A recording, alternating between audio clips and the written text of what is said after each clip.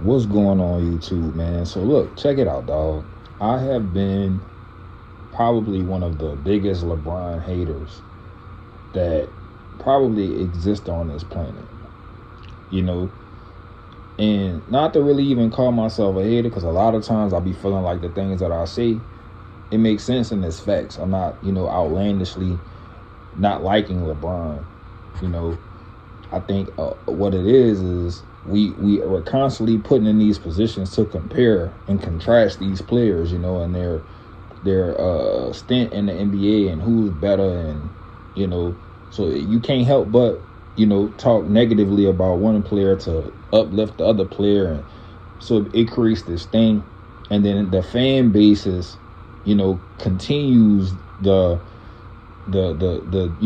piling on of the reasons why we probably dislike a certain player. But now that I'm taking a step back, and we know that LeBron is getting ready to retire, like he's getting ready to walk away from the game of basketball at some point. We're nearing the threshold of him hanging up his shoes, bro. I'm looking at this report from Jeannie Buss put out a report. She had a lot of stuff to say that we already knew. We know that don't no players get moved on any team that LeBron plays on without LeBron's express consent, right? You know what I'm saying? Of course, LeBron is involved in a lot of the conversations that are being had about trading players out and bringing other players in. Of course, he's involved in those conversations and in those discussions. She then goes on to talk about Bronny and him being drafted. Of course, a lot of us already knew that it was a favor that was being done, by the Lakers organization to bring Bronny into the NBA. She went on to mention things about Clutch Sports, and she didn't like the control that they had. She didn't like the fact that LeBron painted this narrative as if he was coming in and he was the savior of the Los Angeles Lakers. All of those things we talked about, and I'm sure a lot of other people out there have discussed on various shows and podcasts and debated whether or not LeBron was the savior or did Bronny deserve to be in the NBA. We've heard all of those talking points, forever and a day. But I think it's very important to acknowledge something, dog, that I had to sit back and acknowledge. We've been put in position to not like LeBron, and I don't know if it's and this is me saying I'm a big Kobe supporter. Basketball, if we talking about strictly basketball, I do not think LeBron James is better than Kobe Bryant, and I don't like the fact that they utilize their ability and authority in order to discredit Kobe's career and his position amongst the pantheon greats of this league. I don't like that. In my opinion, allegedly, LeBron's agency, which is going to involve LeBron, whether you want to admit it or not, seem to have done things in the media to control a narrative that specifically targets Kobe to take him out of the conversation. I do not like that, and I think that that's why I go so hard against LeBron James. But when you sum it all up, dog, here's a kid from Akron, Ohio, single mom, you know what I'm saying, living in the projects, made it to the NBA, was one of the biggest, he probably the biggest high school basketball player that will ever exist, dog. I don't think anybody's going to be more box office, more star-studded than the LeBron James St. Vincent St. Mary's basketball team, who was going up against the Oak Hills, right? You know what I'm saying? Going up against them. And they were never considered like this nationally ranked powerhouse. LeBron turned them into that. You talking about a 9th, 10th grader that was the best player, high school player in the country, arguably, at 9th and 10th grade. Imagine playing with him in PE. You know what I'm saying? Imagine you gotta leave, get checked out of school, y'all, the bus leaving from English 1, and you gotta go play LeBron James. Gave Trevor Ariza like 52 points. You know what I'm saying? I think they beat Trevor Ariza's team by like 30. So I mean, incredible. LeBron James, dog. And this is me, like I said, I'm a huge Kobe guy, dog. But dog, LeBron is who you want to be as a father. You know what I'm saying? As a husband, the man got his high school girl. You know what I'm saying? Been with the same chick. Got kids with the same woman. Got his mom out the hood. You know, his homeboys, they still together. They done developed their own, little sports agency. They were strategic enough to control the narrative in the media. You know what I'm saying? Like, if you take the basketball aspect out of it, I don't like it because I'm a Kobe fan. But, man, LeBron is who you want to be, dog. That's the American dream. That's the American dream, dog. And I don't like a lot of the antics. You know what I'm saying? I don't like all of the antics, dog, that he do. Like, I don't like when he lose that his team wants to control the narrative. So now he got a broken hand, or, you know, now Delonte is sleeping with his mama. You know, like, I don't like all of that. You know what I'm saying? Like, go out on your sword, dog. When you lose, you lose. Just, you lost. I don't like the comments that he made. Oh, y'all got to go back to y'all same lives. You know, y'all got to go back to being poor, pretty much. I don't like that shit. But at the end of the day, as an African American, we're striving to be what he is. You know, he a boss. You know what I'm saying? He didn't own the Lakers. He didn't own the Cavaliers. The only organization he couldn't control was Miami. But he still went down there and got what he needed, right? He went down there and got him 2 championships out of that organization before going to the Cleveland Cavaliers. And then the hometown kid brings a championship to Cleveland, dog. Regardless of how you want to say he did it, it got done. He brought a championship to the Cleveland motherfucking Cavaliers, dog. Think about that. They beat a 73-9 Warriors team. You know, I still don't think the Warriors team is some big powerhouse ass team.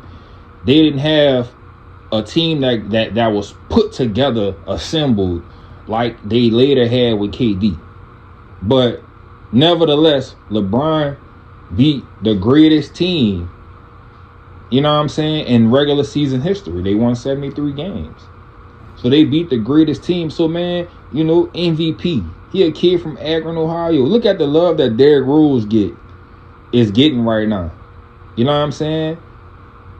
And I think the reason why LeBron doesn't get the love that like Derrick Rose is getting is because Derrick Rose, he maintained his underdog status throughout him accomplishing all of the stuff that he accomplished. You know what I'm saying? Being from where he's from in Inglewood, you know what I'm saying? You know, playing in Chicago and going on Wayne Simeon, and, you know, being a regular ass dude that was just a fire basketball player and stayed down to earth. You know what I'm saying? He never switched up. He stayed relatable. I think with LeBron, it gets to the point where he's not even relatable no more. He's no longer the underdog from Akron, Ohio, right? So we all hate a good success story. LeBron is a great success story. He just didn't keep his relatability and underdog status. And I think it's easier to hate, you know what I'm saying, a LeBron James than it is a Derrick Rose. But why would we hate LeBron? You know, the man. You know, unless he did some other egregious ass shit, I don't see a reason to hate him. Both of his kids are in college playing basketball, played basketball at Division I universities. You know what I'm saying? Bronny is in the NBA. Bryce is playing in college right now. You know what I'm saying? Like, what's there to hate, dog? You know, and then this thing with Jeannie, I think that really made me think, like, dog, why do I want to hate this man for what he did? All of the stuff that she named, those are all the things that people that look like her get to do. But they get to do it, but LeBron James can't do it. Y'all don't want LeBron to have control over his destiny, and y'all don't want him to have a position and a seat at the table, but anybody else can. The Warren Buffetts of the world, and you know what I'm saying, the Jeannie Busses of the world. She a Nepo baby. Why are we mad at Bronny? Oh, I drafted. They didn't want to trade LeBron because it was gonna be a bad PR move. Man, whatever, man. If it's the best move for your organization, for your team, make the move.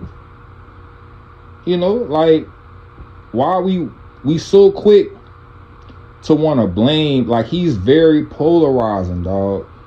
Everybody want to blame LeBron James for everything, dog. And I'm guilty. I'm definitely one of those people. But I try to stay within the context of if we talking about who's better.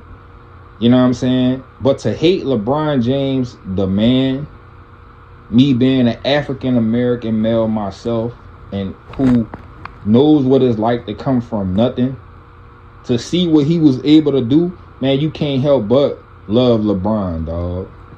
I get it. I get it. I had to let go of the comparison angle and mindset of comparing him to a Kobe Bryant. Man, Kobe Bryant daddy played in the NBA. Kobe got to go live in Italy and learn different languages and shit. You know what I'm saying? Kobe being successful was a given. Was a given. Michael Jordan being successful, his mama and his daddy was already straight. You know what I'm saying? Like, man, they didn't come from no impoverished background. Like, Kobe and Michael Jordan are not even really relatable characters, dog, for us to really role model ourselves after, like a LeBron James, like a Derrick Rose. They're more closely relatable to what a lot of us experience in our communities. You know what I'm saying? Being poor, single mom, you know what I'm saying? Being in the hood, you know?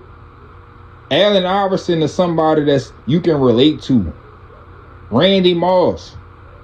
Those are people that are from your inner cities or your areas where they're growing up really facing adversity. Kobe Bryant and Michael Jordan never really faced no real adversity, dog, growing up.